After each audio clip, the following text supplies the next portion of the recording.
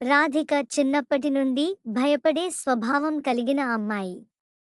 ఎవరికైనా ఎదురు మాట చెప్పడం, కొత్త పనులు చేయడం, లేదా కొత్త వారితో మాట్లాడటం అంటే ఆమెకు భయమే. స్కూల్లో టీచర్ ప్రశ్నించినా, ఆటలలో పాల్గొనాలన్నా, ఏదైనా కొత్తగా ప్రయత్నించాలన్నా వెంటనే వెనక్కి తగ్గేది. ఇంట్లో తల్లిదండ్రులు, స్నేహితులు ఎంత చెప్పినా ఆమె భయం మాత్రం వదలదు. ఆమెను చూసిన వాళ్ళు ఇంకాస్త ధైర్యంగా ఉండు, అలా ఎప్పుడూ భయపడితే ఎలా అని పదే పదే చెప్పేవారు. కానీ ధైర్యం ఏమిటో, అది ఎలా సంపాదించాలో రాధికకు అర్థం కాదు. ఆమెకు ఎప్పుడూ అనిపించేది, నేను ఇలా ఉంటేనే సేఫ్. కొత్త స్కూల్లో ఒంటరితనం. ఒకరోజు ఆమె కొత్త పాఠశాలలో చేరింది. కొత్త క్లాస్ రూమ్, కొత్త పిల్లలు, ఇవన్నీ రాధికను మరింత ఒంటరిని చేశాయి. లంచ్ టైంలో పిల్లలందరూ కలిసి నవ్వుకుంటూ తినిపోతుంటే ఆమె మాత్రం ఒంటరిగా కూర్చుని తన డబ్బా తింటోంది. ఎవరితోనూ మాట్లాడాలి అనిపించినా వాళ్ళు తనని ఒప్పుకుంటారా లేదా అనే భయం వేధించింది. ఆమె ఇలా ఒంటరిగా కూర్చుని ఉంటే చక్కటి చల్లని గాలి వీచింది. ఆ గాలి ఆమె చెవిలో ఒక మృదువైన శబ్దాన్ని తెచ్చింది. రాధిక, భయపడకు, నేను నీ మిత్రుడిని. అదృశ్య మిత్రుడి పరిచయమామె అవతల తిరిగి చూసింది. ఎవ్వరూ లేరు. కాని ఆ శబ్దం నిజంగా వినబడింది. ఇక్కడే ఉన్నాను. నీవు నన్ను చూడలేవు కాని నేను నీకు సహాయం చేయగలను. రాధిక ఆశ్చర్యపోయింది. తన ఊహా ప్రపంచమా? లేక నిజంగా ఎవరో మాట్లాడుతున్నారా? నువ్వెవరు? ఆమె భయపడి అడిగింది. నేను నీ ధైర్యం. నువ్వు నమ్మకపోయినా అది నీ లోపలే ఉంది.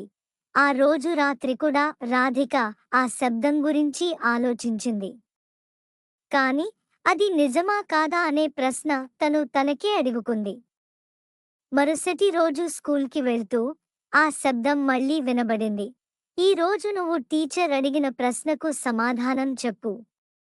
తప్పైనా పర్వాలేదు, కానీ ప్రయత్నించు. ధైర్యం మొదటి అడుగు. రాధిక గాబరా పడింది. కానీ క్లాస్లో టీచర్ ప్రశ్న అడిగినప్పుడు మెల్లిగా చేయెత్తింది. తొలిసారి సమాధానం తప్పు అయినా టీచర్ నవ్వి, చాలా మంచిది రాధిక. నువ్వు సమాధానం చెప్పడం చాలా గొప్ప విషయం అన్నారు. రాధికకు కొంచెం ధైర్యం కలిగింది. అలా రోజులు గడుస్తుండగా రాధిక చిన్న చిన్న సాహసాలు చేయడం మొదలుపెట్టింది. ఓ రోజు స్కూల్లో నాటకానికి పిల్లలను ఎంపిక చేస్తున్నారు. రాధిక ఎప్పటిలాగే వెనుక కూర్చుంది. కాని తన మిత్రుడు మెల్లిగా చెప్పాడు, నీ పేరు చెప్పు. అది చాలా సరదాగా ఉంటుంది. వేదికపై తొలిసారి రాధిక తొలిసారి ముందుకు వచ్చి తన పేరు చెప్పింది. టీచర్ ఆమెను ఒక చిన్న పాత్రకు ఎంపిక చేసింది. మొదట భయపడినా వేదికపై దిగి మాట్లాడినప్పుడు ఆ మిత్రుడు మెల్లిగా చెప్పాడు, చూశావా, నువ్వు చేసేశావు. ఒక్కసారి నాటకంలో మాట్లాడిన తర్వాత రాధికకి సంతోషం కలిగింది. చిన్నప్పటినుంచి తనలో ఉన్న ఒక భయం తొలగినట్టు అనిపించింది. మరింత ధైర్యం. ఒకరోజు స్కూల్లో చిన్నారి తన బ్యాగ్ కోల్పోయింది. అందరూ గమనించినా ఎవరూ ఏమీ చేయలేదు. కానీ రాధిక ముందుకు వెళ్ళి టీచర్కు చెప్పి ఆ పిల్లకు బ్యాగ్ తిరిగి అందజేసింది. అందరూ ఆశ్చర్యపోయారు. రాధిక, నువ్వు ఇంత ధైర్యంగా మారిపోయావే అని క్లాస్లో ఉన్నవాళ్లు అంటుంటే ఆమె సిగ్గుపడుతూ నవ్వుకుంది. ఆ రోజు రాత్రి రాధిక తన మంచంపై పడుకుని ఉంటే మళ్ళీ ఆ మిత్రుని స్వరం వినిపించింది. ఇక నాకెప్పుడూ అవసరం లేదు. ఎందుకు? రాధిక ఆశ్చర్యంగా అడిగింది. ఎందుకంటే నువ్వు నీ లోపలే ధైర్యాన్ని కనుగొన్నావు. ఇకపై నువ్వే నీ మిత్రువు. నిజమైన ధైర్యం. రాధిక నవ్వుకుంది. తనకు తెలుసు, నిజమైన ధైర్యం అంటే బయట నుండి వచ్చే మేజిక్ కాదు, అది మన మనసులోనే ఉంటుంది. ఆ రోజు నుంచి రాధిక మారిపోయింది. ఇక ఆమె ఎప్పుడూ వెనుకడుగు వేయలేదు. ఎందుకంటే ఆమెకు తెలుసు, నిజమైన ధైర్యం మనలోనే ఉంటుంది. ముగింపురాధిక జీవితంలో అలా మార్పు వచ్చింది.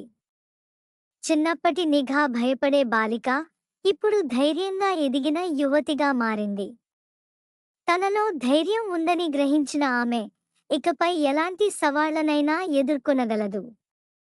ఈ మార్పుకు కారణమైన ఆ అవిశ్రాంత మిత్రుడు ఆత్మవిశ్వాసం ఎప్పటికీ ఆమె మనసులోనే ఉంటుంది.